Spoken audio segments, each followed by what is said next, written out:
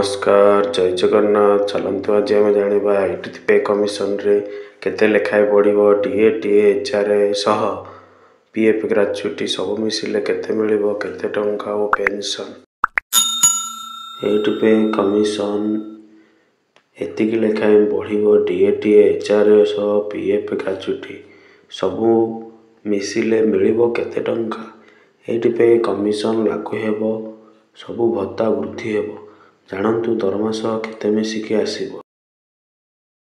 सप्तम वेतन कमिशन रे 14% दरमा वृद्धि करा जायतिला किंतु अष्टम पे कमिशन रे 20 रु 30% वृद्धि आशा करा जाउची।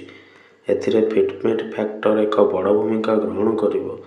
सेवेंथ पे कमिशन रे फिटमेंट फैक्टर 2.57 थिला जेंथिरे सर्वनिम्न दरमा बा मजूरी 18,000 टंका वृद्धि होइथिला।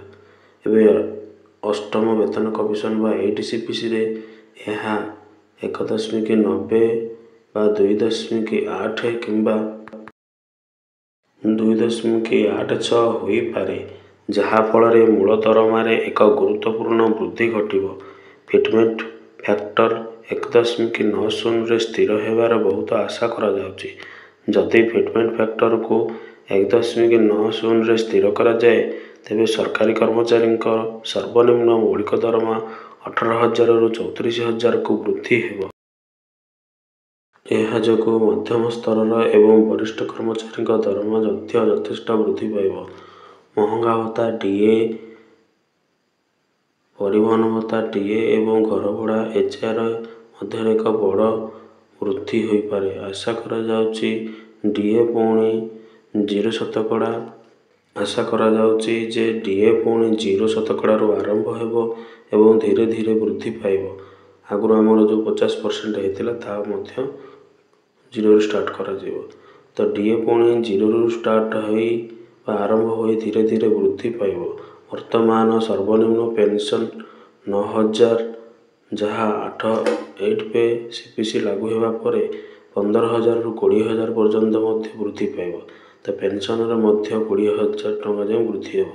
सर्वाधिक पेंशन 1.25 लाख रु अधिक होई पारे तेणु पेंशन मध्य सर्वाधिक 1,25,000 हेबो। मुद्रास्फीतिर मुकाबला पाई मौलिक दरमा वृद्धि पाइबो समस्त भत्ता वृद्धि करा जीवो। पेंशनभोगी माने उन्नत संशोधित पेंशन पाइबे।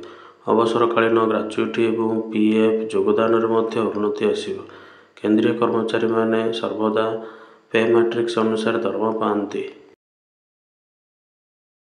जेतेबेले राज्य सरकार माने सेमानकर कर्मचारी विभिन्न नियम लागू करिवे किछि राज्य अष्टम वेतन कमिशन 8 पे सीपीसी कार्यकारी करिवार विलंब करि पारंती।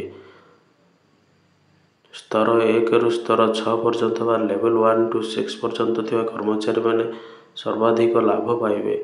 उच्च स्तरीय अधिकारी मान मध्य दरमा वृद्धि पाइबो किंतु फिटमेंट फैक्टर सेमानक पय विभिन्न होई पारे जोगु घरोई क्षेत्र रे मध्य दरमार परिवर्तन आसी पारे। कंपनी गुड़िक प्रतिभावान लोक को रखा दरमा वृद्धि करि परिबे। एपर्यंत सरकार आनुष्ठानिक भाव एटीसीपीसी घोषणा करना किंतु यह विश्वास करा जाउछि जे यार सुपारिश रे 2025 रे आसी पारे एवं यह को 26 रु कार्यकारी करा जाय पारे। अष्टम वेतन कमिशन लागू होगा परे महंगा भत्ता 0% रु आरंभ होई एवं 6 मासरे वृद्धि करा जीवो। सरकारी कर्मचारी माने अवसरकालीन ग्राच्युटी एवं पीएफ अवदान रे मध्य वृद्धि पाइबो। यह सेमानकर आर्थिक सुरक्षा को सुदृढ़ करिवो। संपूर्ण रूपे वर्धित दरमा उत्तम भत्ता एवं दृढ़ अवसर पेंशन सहित सरकारी सुदृढ़ करिवो। संपूर्ण रूपे वर्धित दरमा और उत्तम भत्ता और दृढ़ अवसर पेंशन सहित सरकारी चाकरी गुड़िक अधिक पुरस्कार प्राप्त हेबे।